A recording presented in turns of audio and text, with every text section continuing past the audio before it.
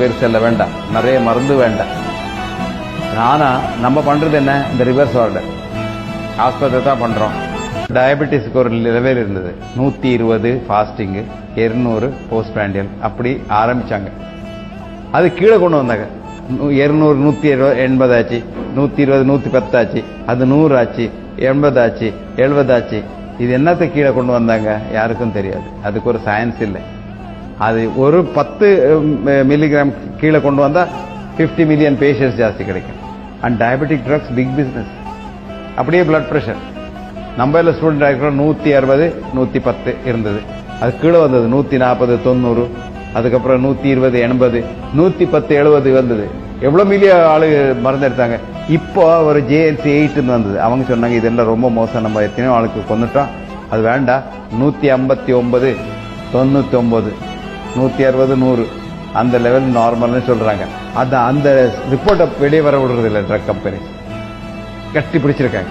நீ என்ன சொல்வேன், இப்ப சும்மா ஒரு கொலஸ்ட்ரால பிடிச்சி அது ஒரு கோஸ்ட் பண்ணி அது சீக்குன்னு சொல்லி எவ்வளவு பணம் பண்ணாங்க தெரியுமா?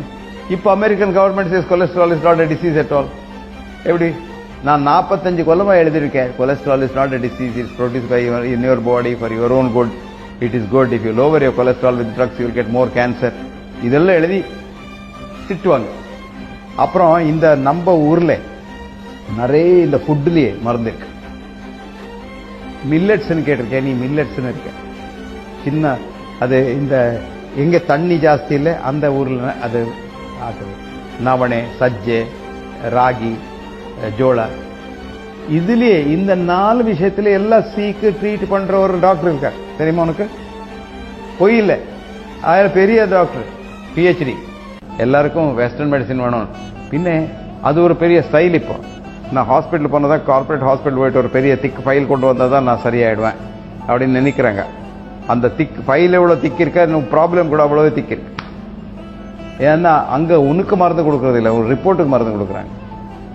இப்ப பேஷண்ட் யாரும் பாக்குறது இல்லை. நீ கார்பரேட் ஹாஸ்பிட்டல் போன, நான் உங்ககிட்ட பேசுறதே இல்லை. உடனே ஒரு பேட்டரி எல்லாம் டெஸ்ட் ஆயிடும். அவர்கிட்ட என்ன எல்லாம் மெஷின் இருக்கு அதெல்லாம் டெஸ்ட் பண்ணிடுவாங்க. அப்படி டெஸ்ட் பண்ணா, நான் அப்ப சொன்னேனே, ஆவரேஜ் நார்மல் பண்ணா ஃபால்ஸ் பாசிட்டிவ்ஸ் வந்துடும்.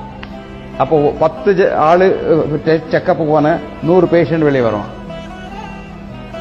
10% ஃபால்ஸ் பாசிட்டிவ். பாத்தியா? அதனால இந்த இதெல்லாம் சேஞ்ச் பண்ணணும்னா உலகத்தில் ஒரு மைண்ட் செட் சேஞ்ச் பண்ணணும்.